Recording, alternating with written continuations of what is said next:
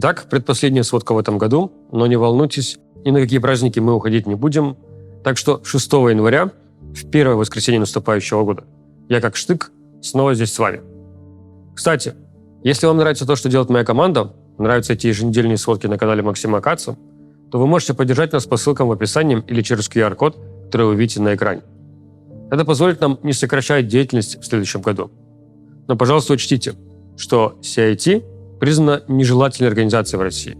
Так что, если вы живете в России или планируете в нее в скором времени приезжать, то игнорируйте все то, что я вам сейчас сказал. А теперь давайте перейдем к основной части сводки. Как и в прошлой сводке, я начну с направления атаки на Великую Новоселку. Неделю назад я говорил вам, что здесь сложилась новая опасная ситуация с возможным окружением в районе села Макаровка. В итоге сейчас украинский мониторинговый проект Deep State рисует полное окружение в селе Макаровка. И действительно ли там остаются какие-то украинские военные, нам неизвестно.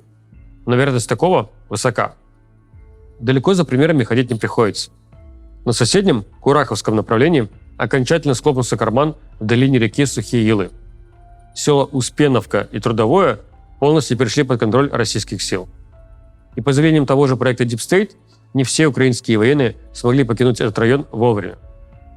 Я понимаю, что вы уже устали от таких фраз, но продвижение российских сил в этом районе сформировали новый опасный участок фронта. Двигаясь вдоль реки Сухие Елы и захватив села Константинопольская, Сухие Елы и Зеленовка, российская армия подошла к той самой трассе Н-15, являющейся единственным маршрутом снабжения укрепрайона Курахово.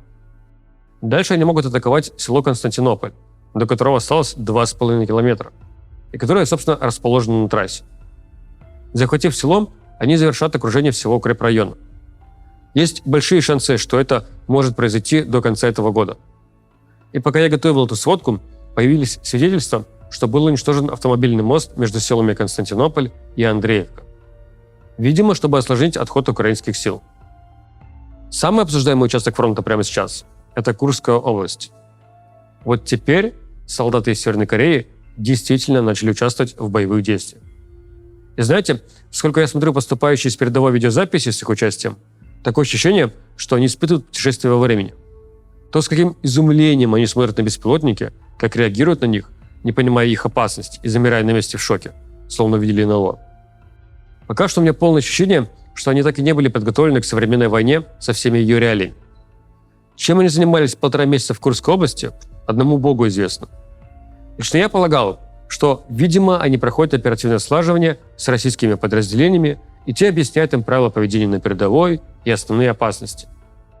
Мало того, что они застывают вот так при виде дрона, так они еще на передовой передвигаются толпами по открытому пространству. Это сразу бросилось нам в глаза на первых видеозаписях с корейскими солдатами. Ибо среди российских военных такой тактики давно уже не встретишь. Российские военные приучены, что если ты близко к передовой соберешь большую группу людей, то с большой вероятностью это сразу увидит вторая сторона, благодаря большому количеству беспилотников в воздухе. Собственно, эти толпы корейцев мы увидели как раз на кадрах украинских беспилотников. И неудивительно, что по ним тут же начали бить кассетными боеприпасами, которые идеально подходят для вот таких ситуаций, когда вам нужно поразить большую группу людей, находящихся на открытом пространстве. Подразделения с корейскими солдатами уже понесли первые потери убитыми и ранеными. Есть подтверждающие видеозаписи. Однако вряд ли мы когда-нибудь сможем как-то оценивать их потери. Некролог на солдата КНДР во ВКонтакте не найдешь. Да и реестров наследственных дел никаких нет. Так что придется полагаться исключительно на заявления официальных лиц. Пока что есть заявления представителей Южной Кореи, которые несколько дней назад приводили свою оценку в 100 убитых и 1000 раненых солдат Северной Кореи. Цифра кажется нам нереалистичной из-за того, что у них на одного убитого приходится аж 10 раненых. Нужно понимать, что чем хуже армия, чем хуже вопрос оказания медицинской помощи и эвакуации, тем меньше будет раненых и больше убитых. Банально потому, что большинство раненых не дождется помощи и не выживет. Для российской армии нормальным считается соотношение, когда на одного убитого приходится 3-3,5 раненых. Для украинской армии, где считается, что ситуация с эвакуацией и оказанием медпомощи намного лучше, обычно берут соотношение 1 к 4, 1 к 5. Если же у КНДР на войне в Курской области соотношение 1 к 10, то получается у них вопрос эвакуации и оказания первой помощи налажен в 2 раза лучше, чем в ВСУ. Другой удивляющий меня момент заключается в том, что мы пока не видели совместных действий российских подразделений и корейских солдат. И опять же, я полагал, что, видимо, корейцы будут такой приданной пехотой к российским подразделениям. И вот поэтому целый месяц мы не видели их участия в боях, потому что они проходили оперативное слаживание и учились взаимодействовать с россиянами на поле боя. Но нет, пока что они воюют сами по себе. Словно действительно как такой отдельный экспедиционный корпус, как я полагал в самом начале. Корейцев от российских солдат восточной внешности, например, якутов или бурятов, мы пока что отличаем по возрасту. Это различие прям бросается в глаза.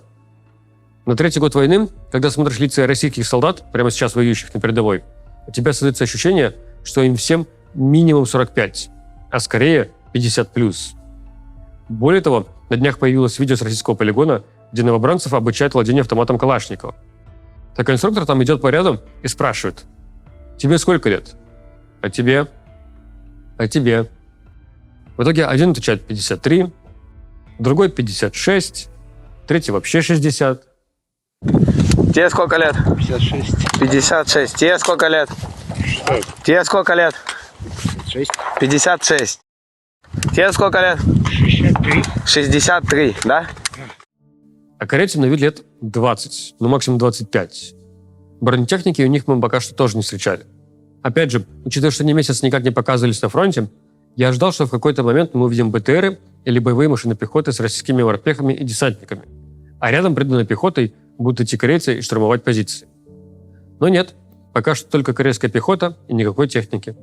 При этом на неделе появились кадры новых эшелонов с корейскими самоходными артиллерийскими установками «Коксан». Но, как я говорил ранее, я не ожидаю их появления в Курской области.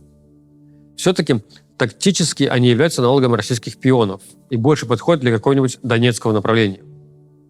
В итоге, за неделю корейским солдатам удалось немного продвинуться в Курской области по направлению от поселка Кремянное в сторону Малой Локни, а также в районе села Плехово. Еще на неделе появились кадры, снятые с оружия, которое бьет по украинской технике и домам в пограничной Самской области. Учитывая не встречавшийся ранее интерфейс, а также траекторию удара по цели, большинство исследователей сходятся во мнении, что мы видим первое применение корейских противотанковых ракетных комплексов семейства Пульсе. Впервые их увидели еще в июле в Шебекинском районе Белгородской области. А меньше месяца назад 3-я штурмовая бригада ВСУ сообщала о поражении такого комплекса на рубежах Харьковщины. И наверняка многие хотят спросить, а что там за слухи про форсирование Днепра в районе Херсона? Да, под конец недели были сообщения, что под прикрытием массового обстрела самого города российские военные на лодках пытались высадиться на правом берегу Днепра, в районе Антоновского моста, но потерпели поражение. Видеозаписи этих событий я пока что не встречал, но предположу, что это была попытка рейдовых действий. То есть зашли, атаковали, нанесли урон, вышли. И вот в слове «вышли» ключевое отличие рейдовых действий от условного полноценного наступления на Херсон, которое я считаю невозможным из-за того же Днепра. Как вы помните, проблема снабжения войск через Днепр настолько остра, что даже когда еще был доступен и Антоновский мост, и переправа через Палатину Каховской ГЭС, российским войскам пришлось уйти из Херсона. Обе стороны периодически прибегают к рейдовым действиям. С украинской стороны вы можете припомнить, например, высадки на Кенбургскую и Тендеровскую косу. Это тоже были рейдовые действия.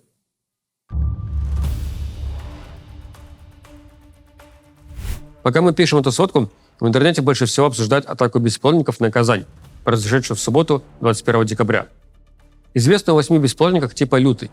Есть кадры их попадания в жилые дома. Пока, по предварительному анализу, у меня полное ощущение, что это опять ошибка программирования полетных заданий. Как минимум 2 беспилотника врезались в верхние этажи жилого комплекса «Лазурные небеса». Вы можете заметить, что это высотка, которая резко выделяется среди окружающей застройки, как столб среди голого поля. Кто-то может справедливо заметить, что этот дом построен много лет назад, и он точно на картах должен быть. Окей, допустим. Но еще более показательный момент – прилета беспилотника в торчащий шпиль жилищного комплекса «Манхэттен».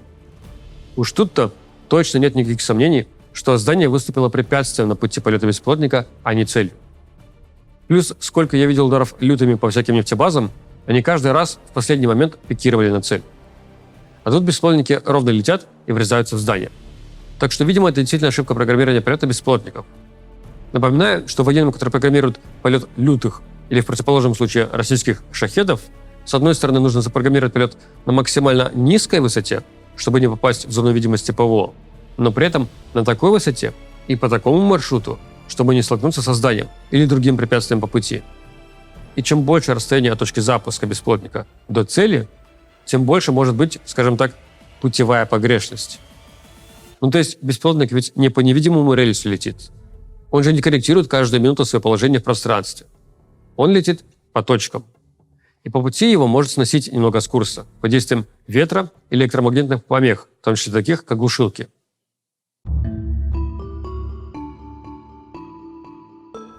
Неделя началась с события, которое одному генералу стоило жизни, а другому – должности. В Москве путем взрыва самодельного взрывного устройства, закрепленного на самокате, оставленного у дверей подъезда, был убит начальник войск радиационной, химической и биологической защиты генерал-лейтенант Игорь Кириллов. Вместе с ним погиб его адъютант Илья Поликарпов. За день до этого Служба безопасности Украины заочно предъявила Кириллову обвинение в организации использования химического оружия на фронте, под которым имеется в виду гранаты с слезоточивым газом. Лично я сомневаюсь, что Кириллов хоть как-то причастен к решению использовать слезоточивый газ. Для того, чтобы додуматься до такого, не нужен приказ целого начальника войск РХБЗ. Да и доступа к каким-то секретным военным химическим лабораториям тоже не требуется. Думаю, он стал целью просто потому, что из настолько высокопоставленных лиц до него было проще всего дотянуться. По информации пропагандистских изданий на вроде «База», его жена пыталась убедить его организовать охрану. Но он отнекивался, говорил, что у него и так есть водитель и адъютант, и этого достаточно. При этом он всегда ездил по одному и тому же маршруту, плюс-минус в одно и то же время. Отмечу, что в соответствии с международным гуманитарным правом любой действующий военнослужащий, за исключением военных медиков и священников, является легитимной целью войны. Даже если такой военный чиновник служит где-то далеко в глубоком тылу, на должности, которая никак не влияет на войну. Таковы правила. Нам генерал Кириллов запомнился своими брифингами, на которых он выдавал просто лютейшую конспирологию, в том числе про биолаборатории, боевых комаров и так далее. И такую конспирологию он нес всегда, в том числе задолго до полномасштабного вторжения. А второй генерал, который лишился должности из-за убийства Кириллова, это начальник департамента военной контрразведки ФСБ генерал-полковник Николай Юрьев. Формально он якобы ушел на пенсию по собственному желанию, а то, что это произошло в день убийства Кириллова, как будто чистое совпадение. Но всем прекрасно ясно, что его таким образом наказали за провал в своей работе. Ведь именно департамент военной контрразведки ФСБ должен пресекать подобные диверсии. Вот такие новости у нас были на этой неделе. Встретимся с вами в итоговой сводке в следующее воскресенье, где мы не только осветим произошедшие события за неделю, но и подведем итоги всего года. До встречи и пока.